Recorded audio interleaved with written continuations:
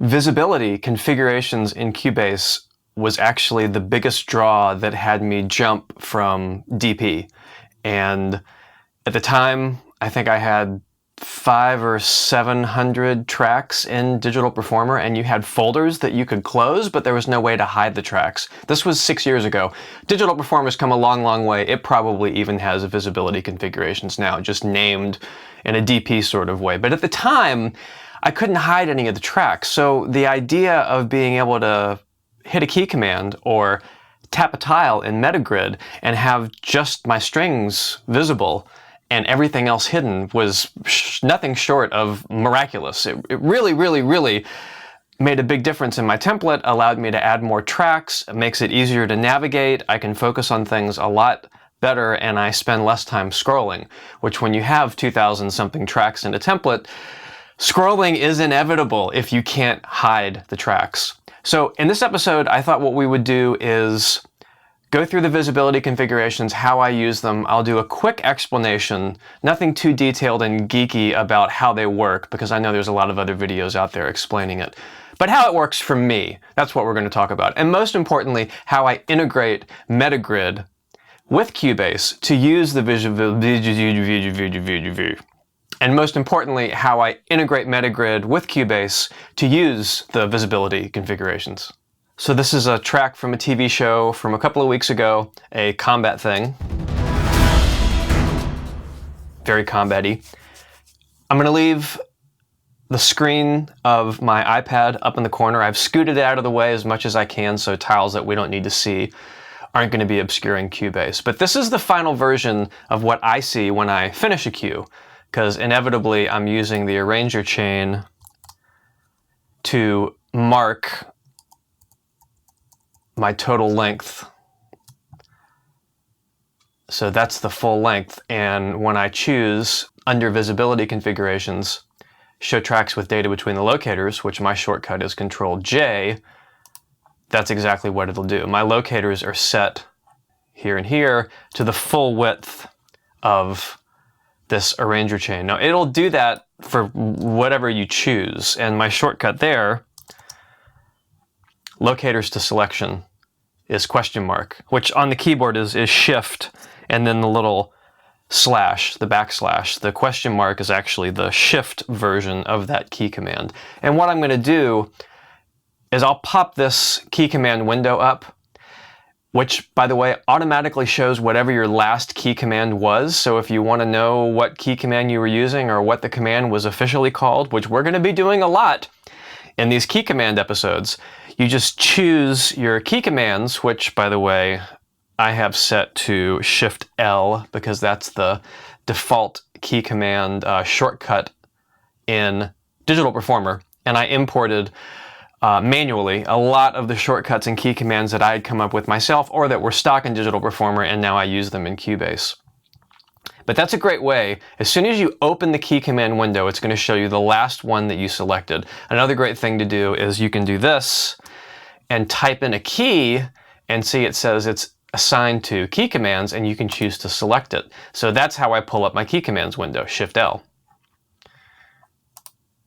So anything you choose, if I do question mark, this is going to pop there. And then when I go up here and select that, now it's going to show me the full range. But my normal view, which is just my general view, is this, which has a little bit of everything. And I've got all my folders open. You can see there's a lot of tracks here that I did not use. And I get to that through my visibility configurations.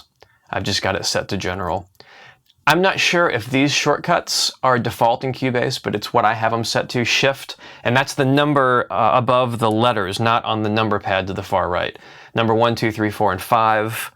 So it'll run through those for me automatically. If I choose 5, which is Shift 5, it's going to pull up my VST instruments only, which is very helpful if I'm looking for some maybe automation that I wrote on a particular plugin, not the orchestra plugins, but the synth plugins, because these are the audio returns. So this is where I might have, not necessarily sends, but inserts, like on Dark Zebra, a tremolator from Sound Toys and maybe a reverb and some distortion, and I want to automate the distortion other than just turning it on and turning it off. If I want to edit the automation, it's going to show up here, not on the MIDI track, because I'm editing the automation to the audio, and this is the audio return for that particular synth.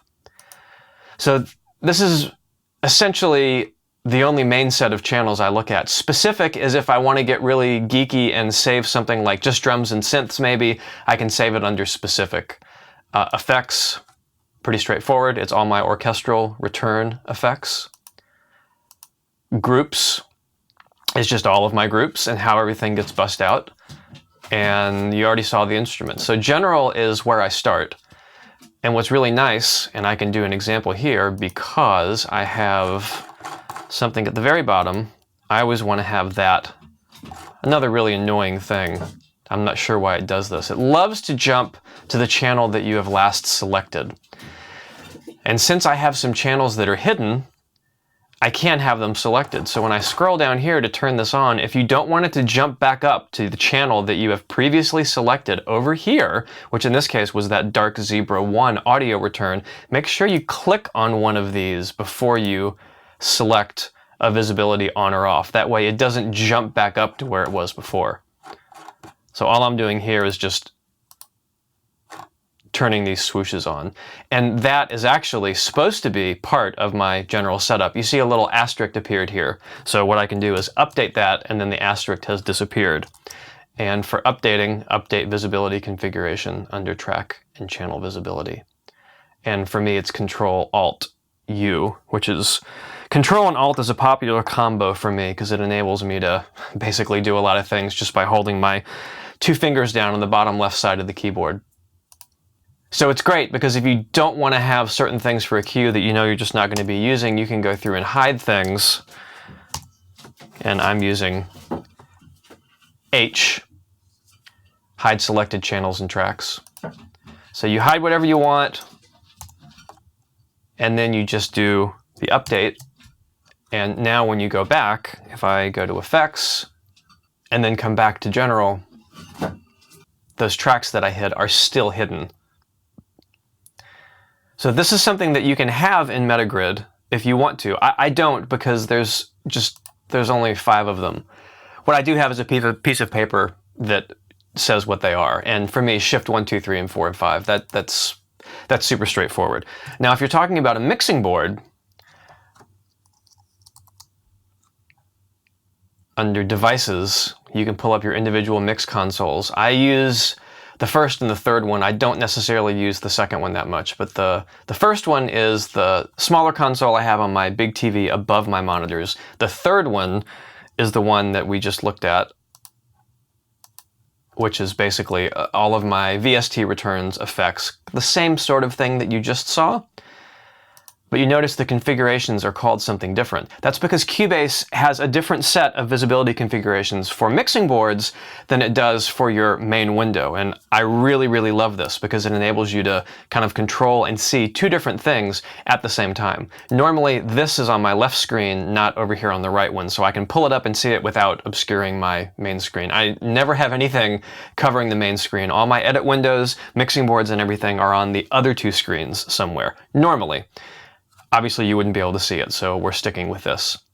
Same thing here. I've only got 6, so I don't really see a need to have the panels on Metagrid that pull them up, but you can totally do it if you want to. It's very, very, very easy.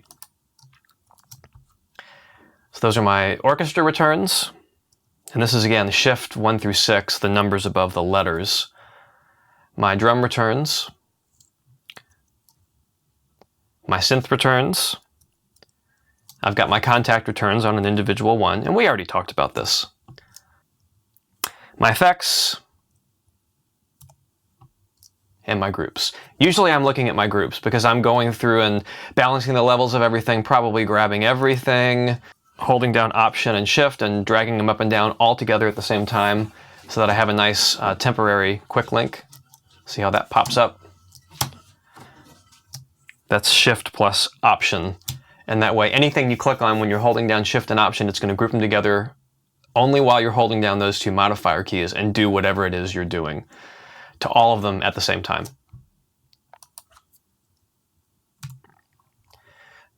Now, under Visibility, you have the option to sync the mix consoles and the project window. I don't have any of those turned on. If I do, I'll use the second one, which is the one that I don't pop up all the time. And that way, whatever visibility configuration I choose on my main Cubase window, the second mix console will reflect the exact same thing. This is kind of nice if you have a lot of MIDI channels and maybe you want to be able to view them, and when you select the MIDI channel, it'll select it in the mixer for you. You also have the same option, same kind of thing, the filters and things, which is how you determine what is being seen and what is being universally hidden. I don't have that synced either because I like to have individual control over everything. This is my other mixing window that I use, which is basically just the audio that isn't synth. So I've got, if I had live audio up here, guitar, bass, or drums, it would be in this window. These are all my local synths for VPS Avenger, and then those swoosh audio files that you saw at the bottom, which is, it's basically local sounds. No MIDI or anything like that. I hardly ever look at MIDI faders because I'm looking at the CC data. So I'm going to go down, finally, to my Visibility tab down here in Metagrid and show you how I use these folders and their respective names to really zoom in on certain things that I want to look at. So if I just wanted to say, see all of my strings, I sort of have to do this twice, but I'm going to be looking here. Now I only see strings. This is irregardless to whether there's any MIDI data on them or not. This will work if you have an empty template or you have a cue that you've already finished, like we're doing today. Now I chose the option when I press solo all strings on Metagrid that it pops open all the strings and has all the folders closed. This is because I want to be able to see everything in one go and not see it like this, where I'm going to have to scroll down to find wherever it is that I wanted to go. I prefer to have the folders closed. And I'm just folding tracks under the project menu, number plus and number minus, to fold and unfold the tracks. This way, if I know I want to go to Cinematic Studio strings, I can open it up and I can mostly see all of my tracks within one window. I don't have to scroll. Have I said that I don't like scrolling? It's because I used to have to scroll a lot. I feel like Gone with the Wind. I will never scroll again! So the same thing works for any of these red buttons. These are going to solo any of the individual things. So now we just see the drums. Again, closed. I'll do brass, woodwinds. Now where it gets fun is if I choose, let's say, chamber strings, the red tile of just chamber strings right here, the folder is open. Because I can see everything at once. I know specifically I want to go to chamber strings. I know specifically maybe I want to look at orchestral percussion. Or Berlin brass, Spitfire woodwinds. I mean, come on, it is so satisfying to be able to do that. And I got to admit, there's something to be said about getting your hands off the keyboard, the computer keyboard and mouse, and the MIDI keyboard, reaching around and touching something else, even if they are virtual buttons. It's just really nice to sort of stretch and do things like that, especially when you're sitting all day long staring at a screen and there's just not a lot of motion. That's why I love playing guitar, bass, drums, and percussion and things. It keeps me mobile, keeps me active, and that helps my brain just stay active as well. So if I do Shift-1 and go back to my general overview up here, let's say that I didn't have any Hans Zimmer drums. I had optimized my view, there were no Hans Zimmer drums in MIDI data, so it hid them. But I think, you know what this cue needs? It needs some Hans Zimmer drums. Then I can press the gray version of the button, and they're only different colors just so they look a little different. But if I press the gray button, Hans Zimmer drums is going to pop in. It toggles it for me. Press it again. It's gone. So basically, I have it toggled on and off, and when I'm toggling, I have the folder open. Just like when I'm just choosing the Hans Zimmer drums red tile, because I know I'm going to that on purpose. I'm not looking at all the drums and kind of shopping. I want this particular set of drums, so I have the folder open for me. And you can customize all this stuff. It's all within the logical editor, which, don't worry, I will have all the commands and everything with screenshots and all that stuff. So you can import it and try everything out for yourself. Now the same thing applies for the synths.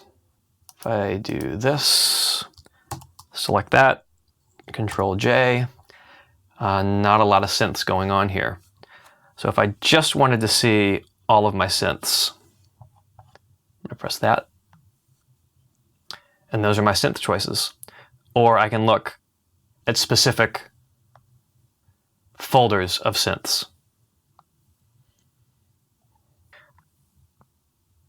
So satisfying. So one thing to mention, back to my general view. If I close all the folders, these funny symbols that I have before everything have no meaning whatsoever. Honestly, the biggest part of it was when these visibility, I have a real problem saying visibility. When all of these visibility folders are closed, it sort of became a big blur to me, especially since there's just not a lot of extra space and it kind of all looked the same. So I liked having these things grouped together. Since I can't do colors, I mean, yeah, it shows you a color, but it's like a tiny thin line. Since it doesn't show colors the same way it does over here, I like the idea of having these different symbols, just so when you stare at this, you can see how they're grouped a little bit. It just helped me visually. For configuration purposes, all you have to do is tell it the name of the folder. It doesn't need to have special symbols. There's all kinds of powerful things you can do with the logical editor using special symbols and having a certain symbol you put in a track name and then have it just look for tracks with that symbol. There's super cool things you can do with it. It's just not the reason that I use these this time around. One very important thing to mention. On my Patreon site, there will be the Cubase files that you need with all of the logical editor things, the Metagrid file, plus all of my logical editor presets, all of my key commands. But before you grab anything and put it into your Cubase session, make sure that you back up all the files that you have currently. I don't think there's a way to selectively import key commands. I believe it's just one big preset. So I'm sure that you're using key commands that I'm not, because so many of mine are customized. I would recommend very strongly backing your key commands up, naming them appropriately with a date and a year, because I've been stuck before not having years, and I have 5 different Januaries, and that's not good. So appropriate dates on all of your backups, and make sure that when you grab mine, you name that something different as well. And then I think you can go in, you might have to manually move the key commands and type in new ones, but at least you can get started. The logical editor presets are completely different. They're individual files, so you can just drag all of those into your Cubase folder and they'll show up. You can propagate them and order them in any way you want, organize them with folders.